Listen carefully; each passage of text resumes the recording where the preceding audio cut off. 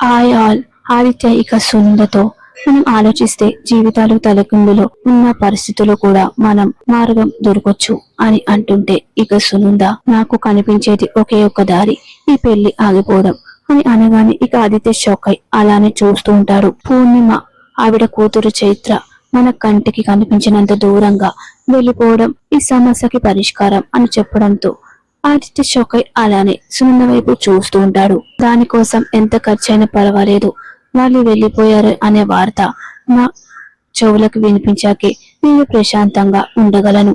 లేదంటే ఆ నిశ్చితార్థం జరిగిన చోటే నన్ను నిలబెట్టి సజీవ దహనం చేసినట్టు ఉంది అని అనడంతో ఇక ఆదిత్య అమ్మ అని చెప్పి అంటూ ఉంటాడు.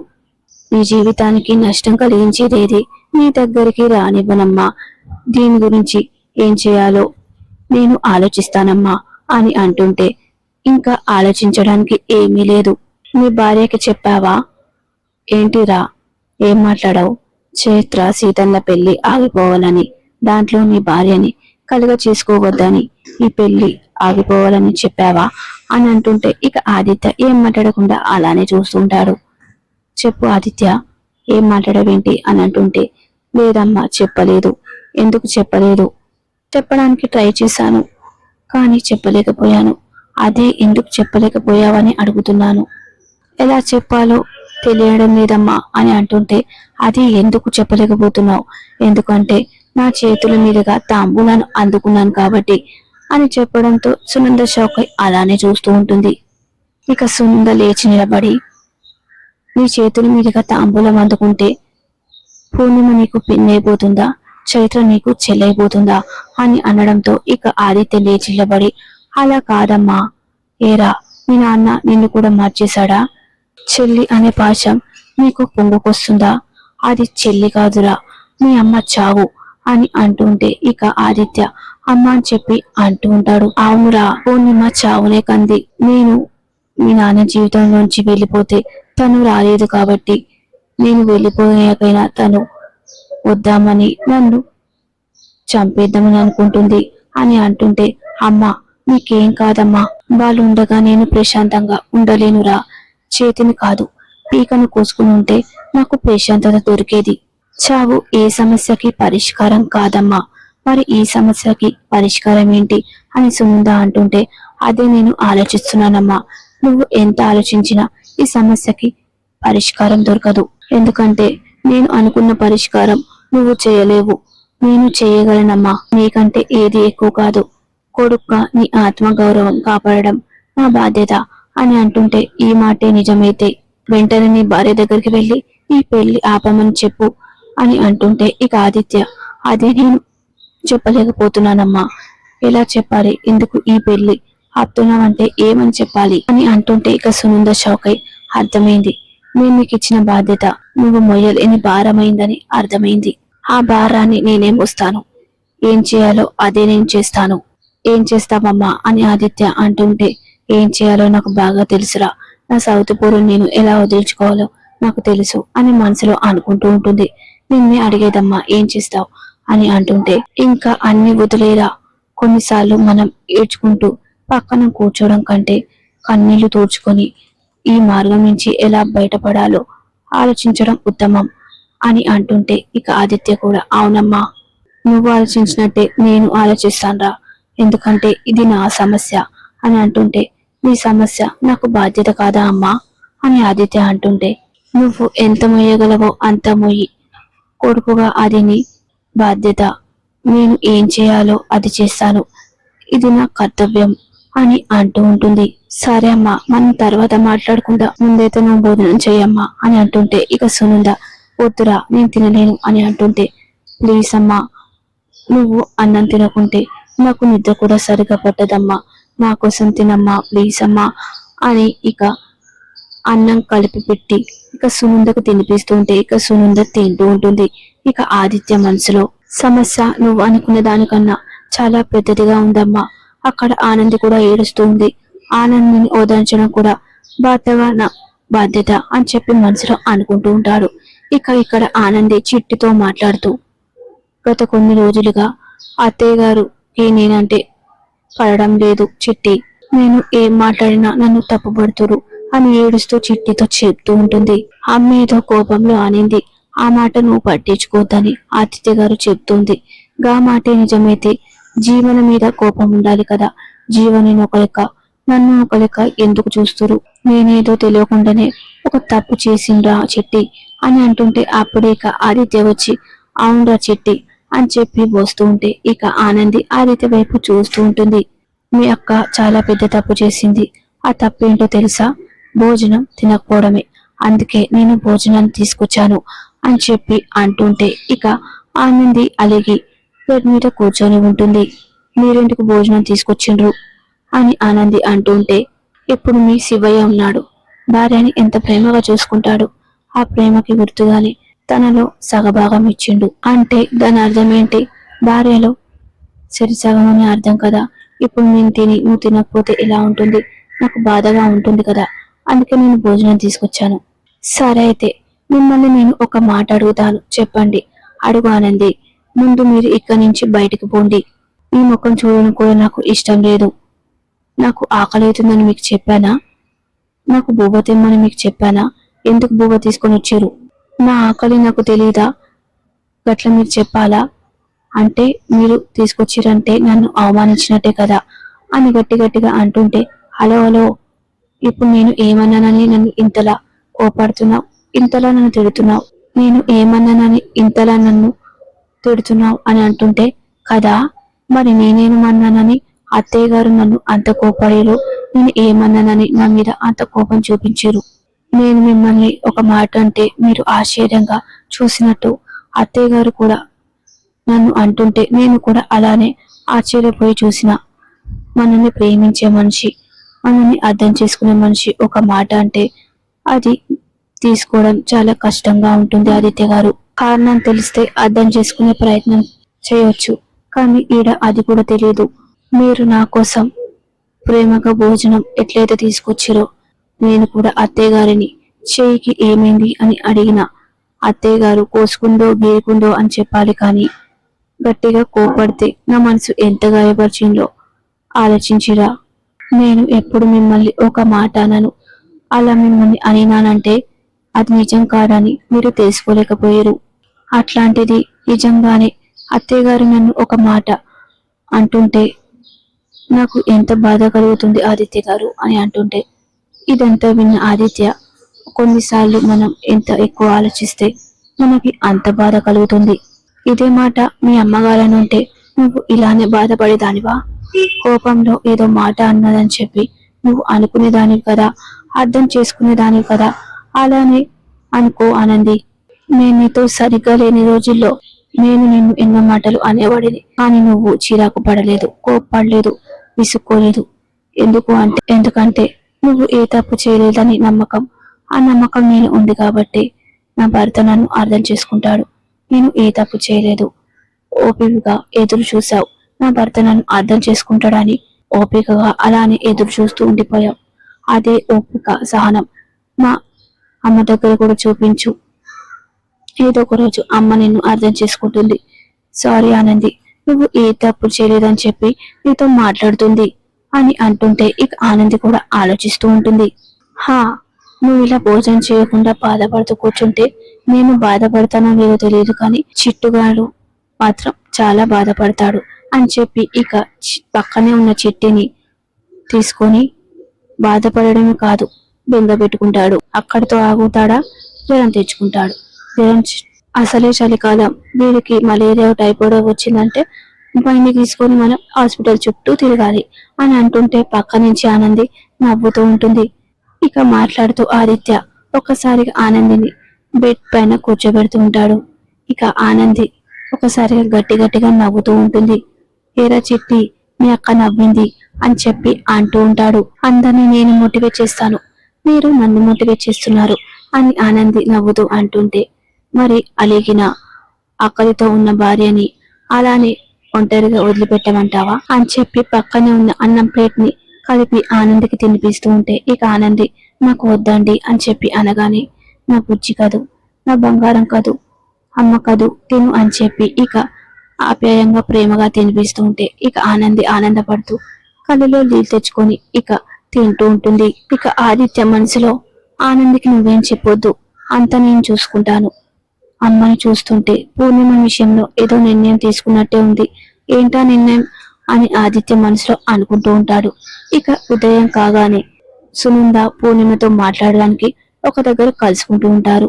ఇక పూర్ణిమ సునంద చేతిని చూసి ఆ చేతికి ఏమైంది అని చెప్పి అంటూ ఉంటే, నా చేతికి ఏమైందని చెప్పడానికి నువ్వేమైనా నా చుట్టానివా, నా బంధువా, నా ఇంట్లో మనిషివా అని గట్టిగా అనడంతో ఇక పూర్ణిమ అలానే చూస్తూ ఉంటుంది.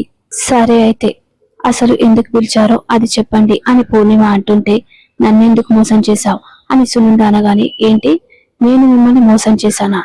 అవును, నువ్వు కేసులో బయటపడిన తర్వాత నీతో కలిసి నేను ఏం చెప్పాను, కేసు అయిపోయిన తర్వాత నువ్వు నా కంటికి కనిపించకూడదని, నా కళ్ళ ముందు ఉండకూడదని చెక్కు పెట్టి సైన్ పెట్టి నీకు ఇచ్చాను కదా, మరి నువ్వేంటి ఇంకా ఇక్కడే ఉన్నావు అని గట్టిగా సునంద అంటుంటే, ఎందుకున్నాను అని చెప్పడానికి మీరేమైనా నా బంధువా, చుట్టమా, నా ఇంట్లో మనిషా అని అనడంతో ఒక్కసారిగా సునంద షాక్ అయి అలానే చూస్తూ ఉంటుంది. మాటకి మాట బానే చెప్తున్నావే అని సునంద అంటుంటే, అలా చెప్పకపోతే బతకలేమని ఈ మధ్య తెలుసుకున్నాను.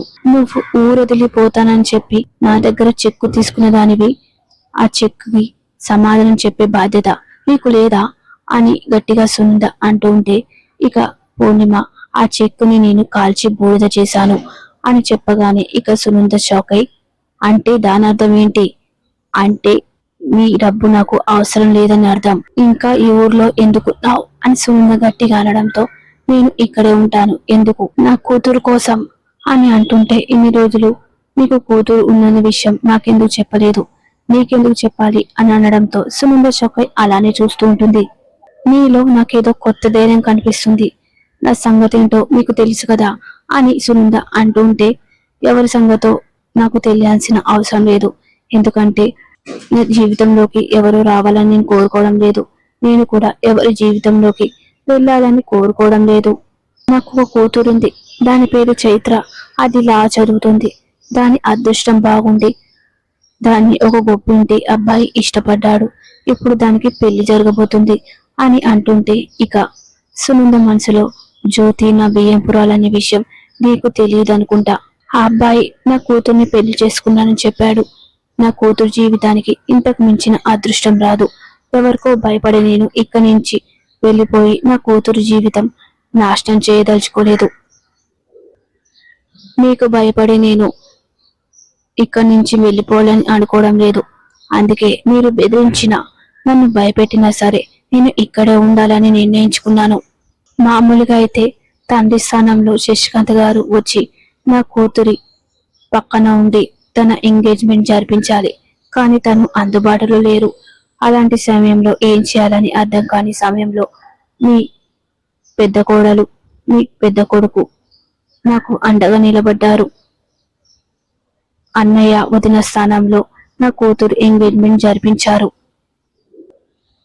నా కూతుర్ని మీ కూతురు నువ్వు అనుకోపోవచ్చు, కానీ నీ కొడుకుని నా కొడుకు అనుకుంటాను అని అంటుంటే, ఇక కోపంగా సునంద, నోరు మీ, సిగ్గు లేకుండా బరి తెగించి మాట్లాడుతున్నావు అని అనగానే, నిజాలు మాట్లాడడం బరి తెగించడం అనుకుంటే మీరు అలానే అనుకోండి. ఆదిత్య నా కొడుకని మీకు తెలుసు కదా. ఆ అబ్బాయి చాలా అదృష్టవంతుడు. మీ బుద్ధులేం రాలేదు. ఆనంది నా కోడలని నీకు తెలుసు కదా. ఆ అమ్మాయి చాలా గుణవంతురాలు, ఎప్పటికీ మీలా తయారవ్వదు అని అనడంతో ఇక కోపంగా సునంద పూర్ణిమ అని చెప్పి గట్టిగా అరుస్తూ ఉంటుంది. ఇదంతా చూసిన పూర్ణిమ, ఎందుకలా అరుస్తారు? మనుషులు ఎలా ఉన్నా భగవంతుడు న్యాయమే చేస్తారు అంటారు. మా గురించి మీ కొడుకు గాని మీ కోడలికి గాని తెలియకపోయినా మా కోసం అండగా నిలబడ్డారు. ఇక సునంద మనసులో, ఇప్పుడు జ్యోతి నా బియ్యంపురాలు అని చెప్తే దీనికి మరో అవకాశంగా మారుతుందేమో, చెప్పకూడదు, దీన్ని మాటలతోనే భయపెట్టాలి అని సునంద మనసులో అనుకుంటూ ఉంటుంది. ఇక పూర్ణిమ సునందతో, నేను ఎవరికో భయపడి నా కూతుర్ని తీసుకొని ఇక్కడి నుంచి పారిపోవాల్సిన అవసరం లేదు, నేను ఇక్కడే ఉంటాను అని చెప్పడంతో ఇక సునంద షాక్ అయి అలానే చూస్తూ ఉంటుంది. ఏంటి నువ్వు ఇక్కడ ఉండేది అని చెప్పి ఇక గట్టిగా పూర్ణిమ గొంతు ఉలిమేస్తూ ఉంటుంది. ఇక పూర్ణిమని గట్టిగా పట్టుకుంటూ ఉంటుంది.